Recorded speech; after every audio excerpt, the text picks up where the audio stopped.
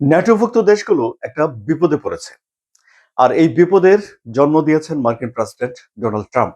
তিনি পরিকল্পনা করছেন ইউরোপ থেকে সেনা তুলে নেবেন এবং কিছু অস্ত্রও তিনি ফিরিয়ে নিয়ে যাবেন, যে অস্ত্রগুলো ন্যাটোভুক্ত দেশগুলোর প্রতিরক্ষার জন্য অতীব জরুরি, মানে এখনই জরুরি।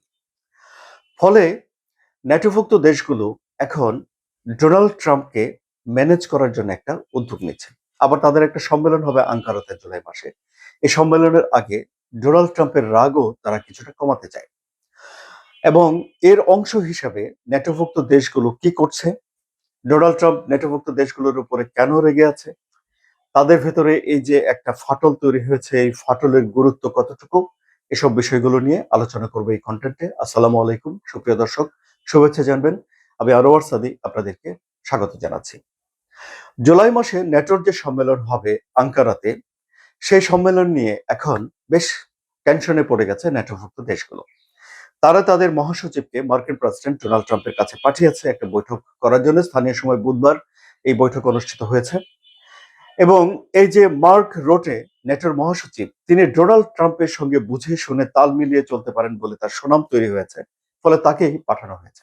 মূল যেই উদ্বেগ শুরুতে আমি আপনাদেরকে বলেছি, সেটা হলো যে ইউরোপ থেকে সেনা প্রত্যাহার ঠেকানো এবং অস্ত্রগুলো তুলে নেওয়া ঠেকানো, এসব বিষয়গুলো তো আলোচনা হবেই। ডোনাল্ড ট্রাম্পের মনোভাব পরিবর্তন করার জন্য মার্ক রুটে এই বৈঠকে আলোচনা করবেন বা করেছেন, বা ন্যাটো চায় যে ডোনাল্ড ট্রাম্প এই বিষয়গুলো জানুক, সেটি আমরা বলতে পারি। ইরান যুদ্ধের সময়ে ন্যাটোভুক্ত দেশগুলো বা ইউরোপের দেশগুলোর সঙ্গে ডোনাল্ড ট্রাম্পের দূরত্ব অনেকখানি বেড়েছে।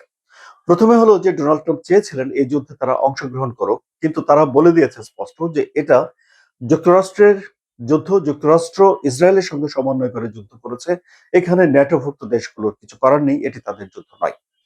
ন্যাটোভুক্ত দেশগুলো কেন বলেছে এই কথা? কারণ ডোনাল্ড ট্রাম্প এই যুদ্ধটা শুরু করার আগে ন্যাটোভুক্ত দেশগুলোর সঙ্গে কোনো আলাপ আলোচনা করেনি।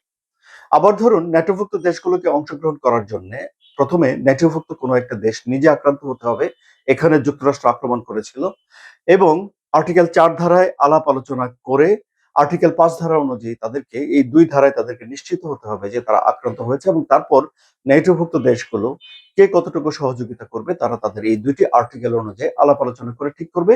এখানে ডোনাল্ড ট্রাম্প ইরানে আক্রমণ করার আগে ন্যাটোভুক্ত দেশগুলোর সঙ্গে কোনো রকম আলোচনাই করেননি। ফলে তারা ট্রাম্পের সঙ্গে এই যুদ্ধে আসতে চায়নি।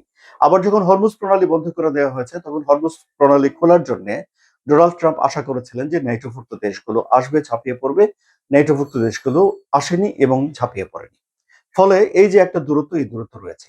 এর আগেও মার্কিন প্রেসিডেন্ট ডোনাল্ড ট্রাম্প বিভিন্ন সময় ন্যাটোভুক্ত দেশগুলোর সমালোচনা করেছেন, কারণ ন্যাটো পরিচালনা করার জন্য যে অর্থের প্রয়োজন হয় তার 70 ভাগ এককভাবে যুক্তরাষ্ট্র দেয়। আবার ডোনাল্ড ট্রাম্প চেয়েছেন যে এই খরচটা কমাতে, ফলে তিনি ন্যাটোভুক্ত দেশগুলোকে টার্গেট দিয়েছেন, কোন কোন দেশকে তার জিডিপির 3% বা 5% ওরকম সামরিক ব্যয় বাড়ানোর জন্য তিনি টার্গেট দিয়েছেন। ফলে ওখানেও এক ধরনের দূরত্ব রয়েছে। আবার ধরুন, ন্যাটোভুক্ত দেশ ডেনমার্কের যেই অধীনে রয়েছে গ্রিনল্যান্ড, যে দ্বীপ, সেই দ্বীপ ডোনাল্ড ট্রাম্প দখল করে ফেলতে চেয়েছেন, কিনে নিতে চেয়েছেন। সেটি নিয়েও ন্যাটোভুক্ত দেশগুলোর সঙ্গে, ইউরোপের দেশগুলোর সঙ্গে এক ধরনের টানাপোড়েন ডোনাল্ড ট্রাম্পের রয়েছে। ফলে এই যে এত এত বিষয়গুলো, এগুলোকে আমলে নিয়ে, এত উদ্বেগগুলোকে কমিয়ে, মতবিরোধ কমিয়ে জুলাই মাসে একটা বৈঠকে একটা সমন্বিত একটা সিদ্ধান্ত বা সুফল এই বৈঠক থেকে আনতে পারবে কিনা নেটোভুক্ত দেশগুলোর, এ নিয়ে ব্যাপক সংশয় রয়েছে। এমনকি মার্ক রুটে এসে ডোনাল্ড ট্রাম্পকে বোঝানোর পরে তিনি যদিও শান্ত হন কিংবা ধরুন তার মন ভালো হয়, কিন্তু তারপরেও সেই সম্মেলনে গিয়ে তিনি কি বলবেন বা কি সিদ্ধান্ত নেবেন সে বিষয় নিয়েও এক ধরনের ভীতি বা সংশয় ন্যাটোভুক্ত দেশগুলোর ভেতরে কাজ করছে। ফলে এখন ন্যাটো ডোনাল্ড ট্রাম্পের ভেতরকার যে রসায়ন, এটি এখন একটা পশ্চিমা বিশ্বে ফিস আলোচনার বিষয় হয়ে উঠেছে। আলোচনা কেমন লাগলো? যদি ভালো লাগে তাহলে সাবস্ক্রাইব করে চ্যানেলের সঙ্গে থাকুন। ধন্যবাদ সবাইকে।